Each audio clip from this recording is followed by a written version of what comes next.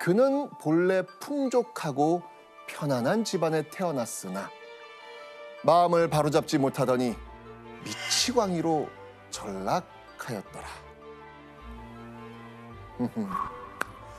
자, 이 누군가를 지금 미치광이라고 평가하고 있는 이 글의 정체는 과연 무엇일까요? 놀랍게도 묘지문입니다. 묘지문? 묘지문. 묘지예요? 죽고 나서 이렇게 적는 글 있잖아요. 아니 근데 묘지문은 보통 죽은 사람을 기리면서 잘 살았다. 맞아요. 이런 내용을 쓰기 마련이잖아요. 네, 그런데 이 묘지문의 주인은 죽어서까지 미치광이라고 영원히 기록된 겁니다. 자, 그렇다면 이 충격적인 묘지문의 주인공은 누구일까요? 사진 속에 힌트가 있습니다. 이렇게 쓰여 있습니다. 사도세자 묘지.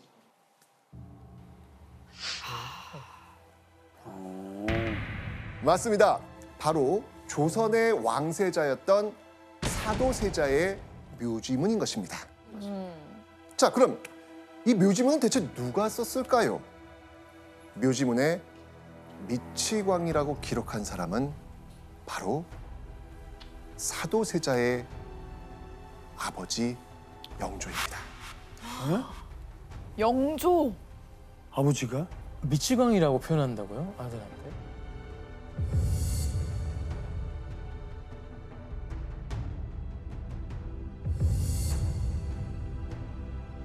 대체 왜 아버지는 죽은 아들의 묘지문에 미치광이라고 적은 것일까요? 영조와 사도세자, 이 부자에겐 대체 어떤 일이 있었던 것일까요? 오늘은 사도세자는 왜 뒤주에 갇혀 죽었나? 라는 주제로 사도세자 죽음의 비밀을 벗겨보겠습니다. 너무 궁금해. 엄청 궁금해. 네.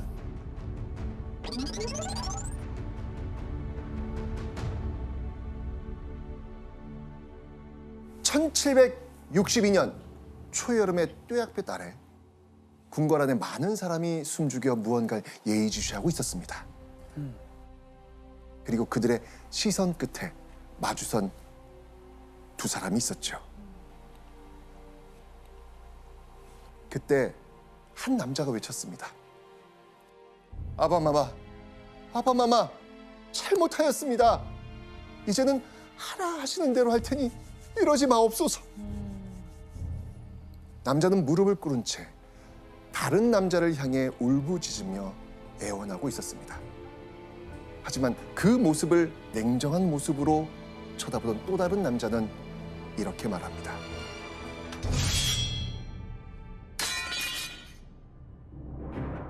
자결하라. 자결하라. 이들은 바로 아들 사도세자와 아버지인 영조였습니다.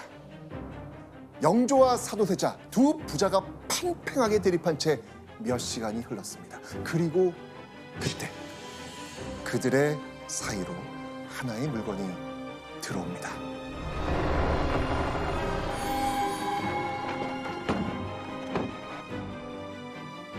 바로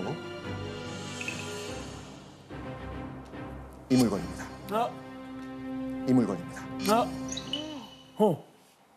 이거. 바로 이겁니다. 이거. 보이시나요? 예. 이게 뭘로 보이십니까? 이거 영화에서 저는 봤어요. 아, 영화 보셨어요? 예. 뭐라 했죠? 비주. 뒤주? 뒤주. 뒤주. 맞습니다. 쌀이나 곡식을 담는 그런 보관함이었죠.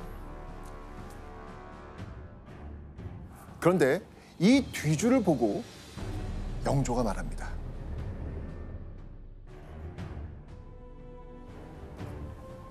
이 뒤주로 들어가라.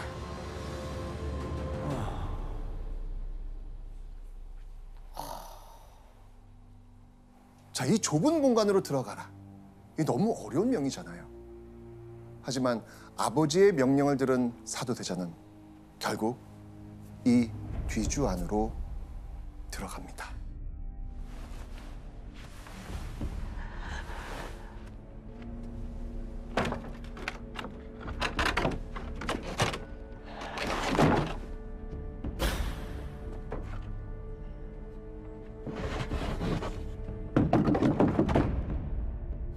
그 뒤에는 어떻게 됐을까요? 8일이 지난 후 사도세자는 이 뒤주 안에서 싸늘한 주검이 되었습니다. 아버지가 아들을 뒤주 안에 가둬놓고 죽인 500여 년 조선왕조 역사의 전무후무한 사건. 이 보통 사람들의 상식으로는 이해할 수 없는 이들 부자 간의 비극은 대체 왜 일어났던 것일까요? 이 비극의 진실을 알아보기 위해서 아버지 영조와 아들 사도세자와의 첫 만남을 살펴볼까 합니다. 자, 이 사도세자의 탄생에는요, 주목할 만한 사실이 하나 있습니다. 사도세자의 탄생은 영조 인생의 정말 큰 기쁨이었습니다. 그 이유는요, 사도세자는 영조가 늦은 나이에 겨우 얻은 귀하디 귀한 아들이었기 때문입니다. 그리고 이 늦둥이 아들이 더 귀할 수밖에 없는 이유가 있었습니다. 사실 영조는요, 25살에 첫 아들인 효장세자를 얻습니다. 그런데 효장세자가 10살이 되던 해 이유 모를 병으로 세상을 떠나고 맙니다. 아이고. 후계자가 중요한 왕실에서 영조가 얼마나 불안하고 초조했겠습니까? 그 첫 아들을 잃고 7년 만에야 기다리고 기다리던 아들이 태어난 겁니다. 왕위를 이을 사도세자의 탄생은 실록에 이렇게 기록되어 있습니다. 오.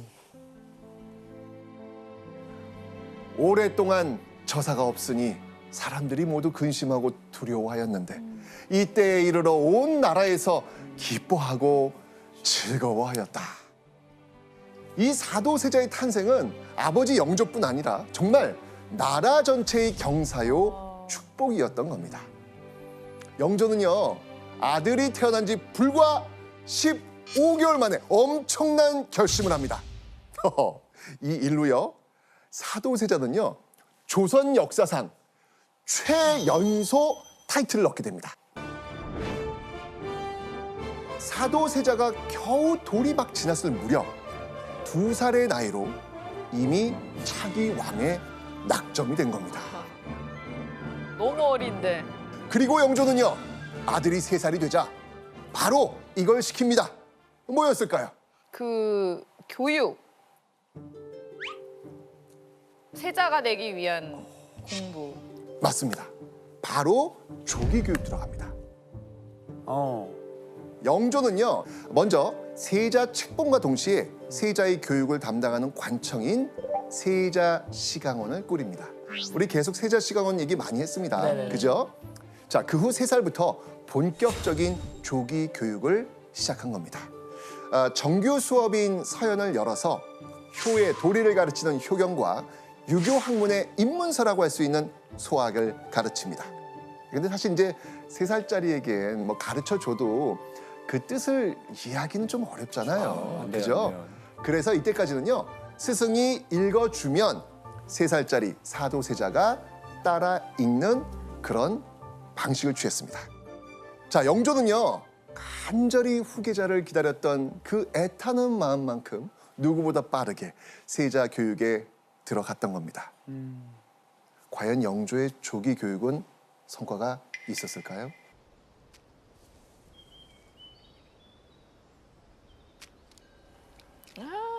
귀여워. 사치라. 그래, 무엇이 사치고 무엇이 사치가 아니더냐. 비단 이것은 사치고 무명 이것은 사치가 아니옵니다.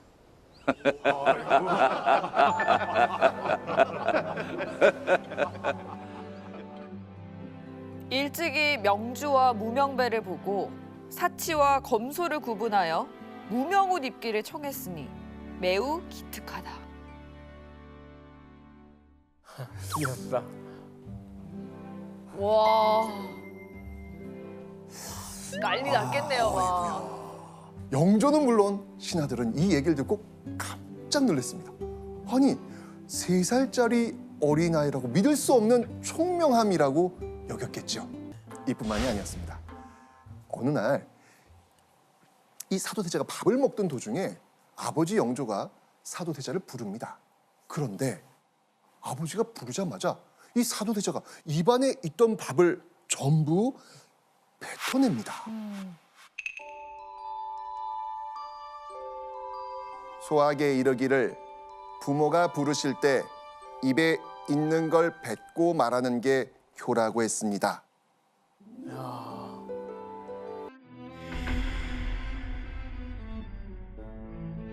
영조의 첫 번째 컴플렉스. 어머니의 출신. 어머니의 출신. 영조의 어머니는요, 여느 다른 왕들의 어머니와 달랐습니다.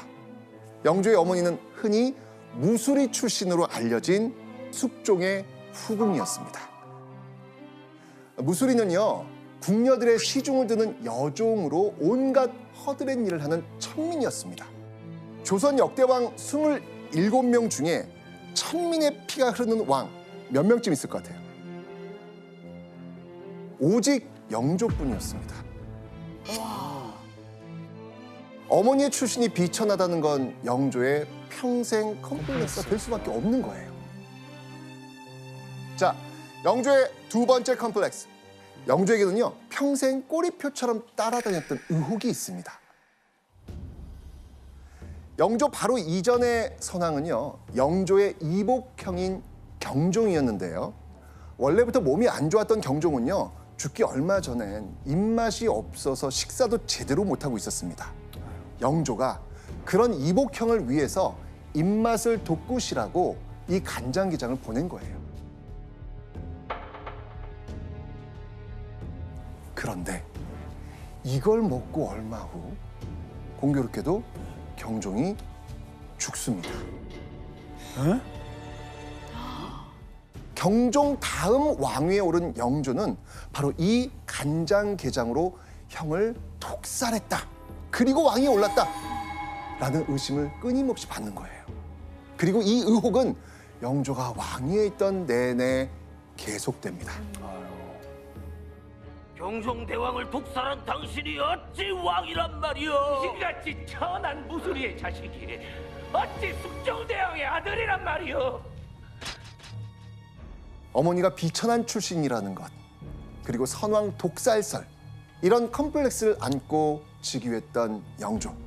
이런 영조가 원하는 후계자의 모습, 어떤 모습일 것 같아요? 내가 이렇게 힘들게 만들었는데 내 자식이 이걸 그대로 좀 이어주게 하고 싶은 그런 느낌, 그런 생각 있잖아요. 네. 예. 이런 아버지의 뜻을 따르며 착실히 교육받던 아들 사도세자. 이런 아들을 굉장히 아끼고 사랑하던 영조. 그런데 말입니다. 조금씩 이상한 낌새가 보이기 시작합니다. 어느 순간 영조의 태도가 달라집니다.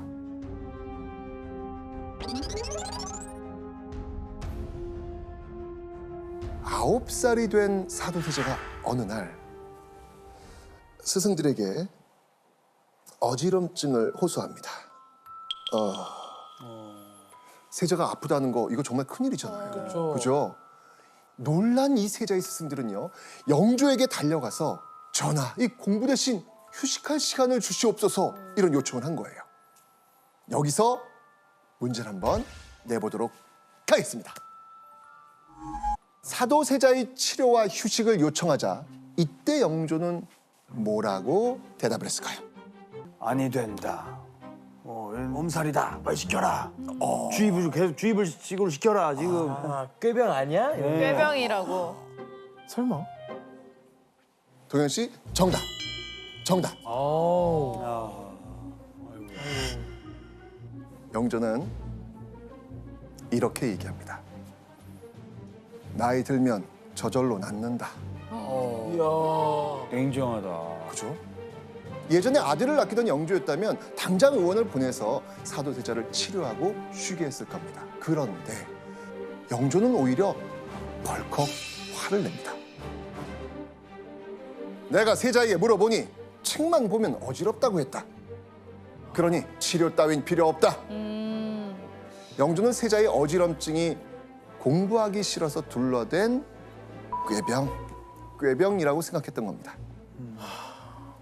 그리고 영조는 1년 뒤 10살의 사도세자에게 또 한 번 물어봅니다. 글을 읽는 것이 좋으냐, 싫으냐? 싫을 때가 많습니다. 자, 이때 영조가 무슨 생각을 했을까요? 안 되겠네. 이놈이 안 되겠네. 대답은요. 솔직해서 좋다. 솔직해서 좋다. 하지만 그 말이 영조의 진심이었을까요? 이후 영조가 아들을 어떻게 대하는지 기록이 남아 있습니다.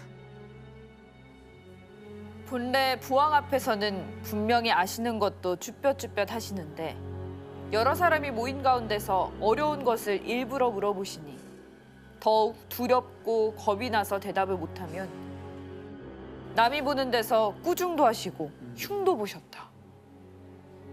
영조는 사도세자를 불러내서 일부러 대답하지 못할 어려운 글의 뜻을 물어보곤 했다라는 기록입니다.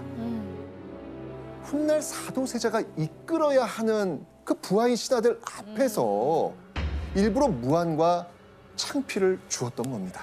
영조의 마음에 들지 않는 부분이 또 하나 있었습니다. 뭐였냐면요. 바로 사도세자의 기질이었습니다. 기질?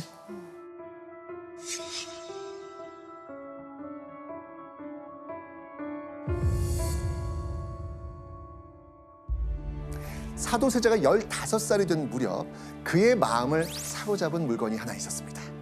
청룡 언월도.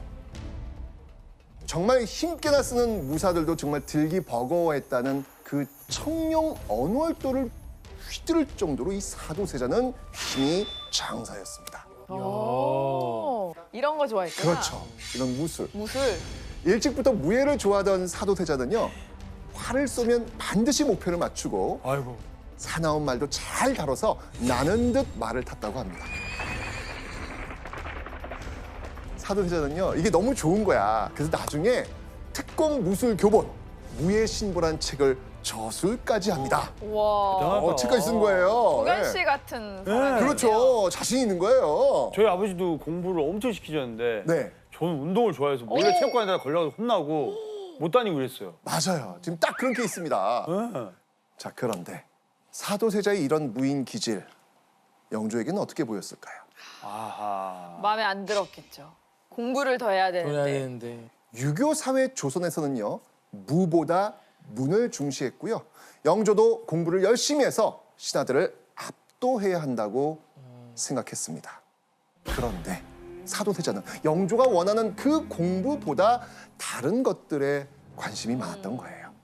무예뿐만 아니라요, 그림을 그리고 불교와 도교 경전 읽기를 좋아했습니다. 이렇게 되면서 급기야 영조는 아들에게 폭언까지 뱉습니다. 세자가 뚱뚱해서 더위 견디는 걸 힘들어하고 이 걸음걸이 역시 심하게 더디고 늦으니 이를 보고 있으면 웃음이 날 뿐이다 라고 하면서 이 세자의 외모마저 지적을 했던 겁니다. 아이고. 그걸 또 당하고 있는 아들 마음도 얼마나 또 아팠을까. 그렇죠.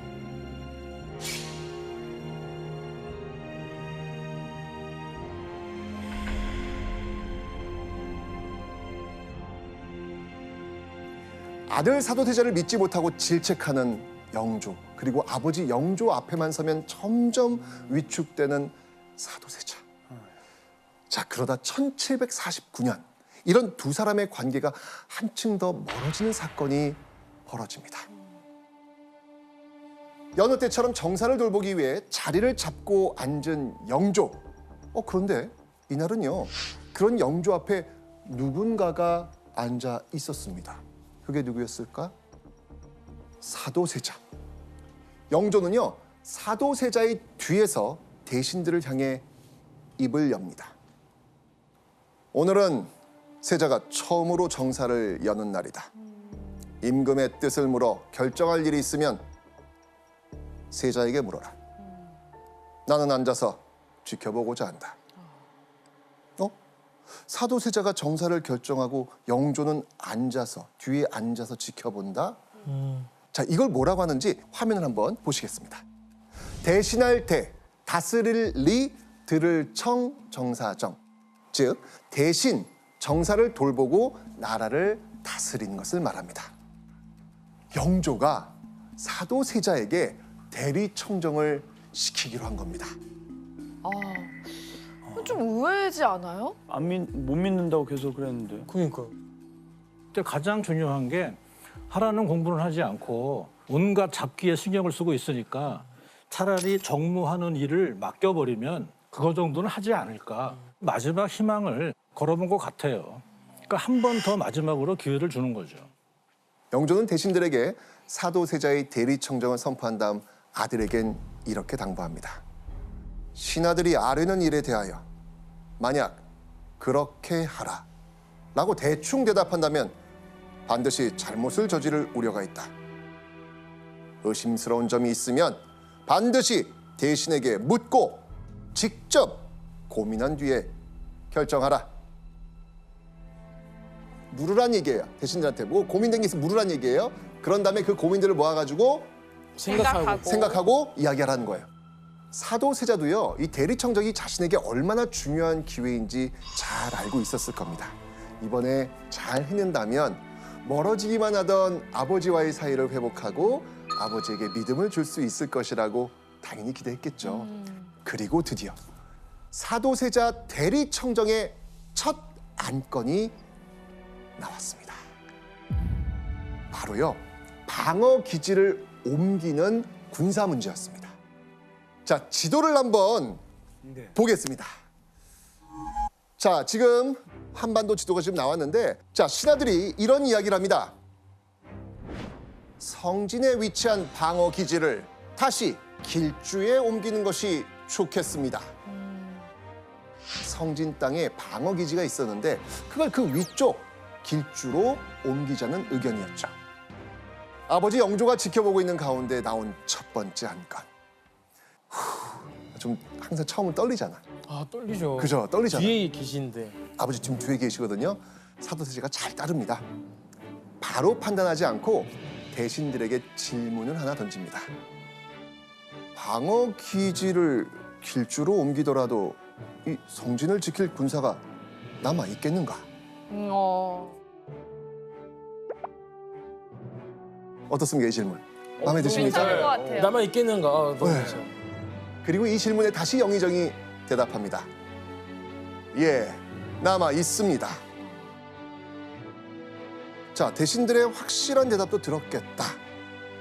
사도세자는요, 드디어 이렇게 말합니다. 그렇다면 방어기지를 길주로 옮기는 것이 옳겠다. 처음으로 이제 이렇게 답변을 내온 거예요. 물어보고. 질문하고 이거에 대한 나온 얘기를 자기가 귀에 담고 다시 생각하고. 맞습니다. 그렇게 사도세자는 아버지가 시킨 대로 우려되는 부분을 물은 뒤 판단한 겁니다. 그런데 그때 사도세자 뒤에서 영조의 뜻밖의 말이 들려옵니다.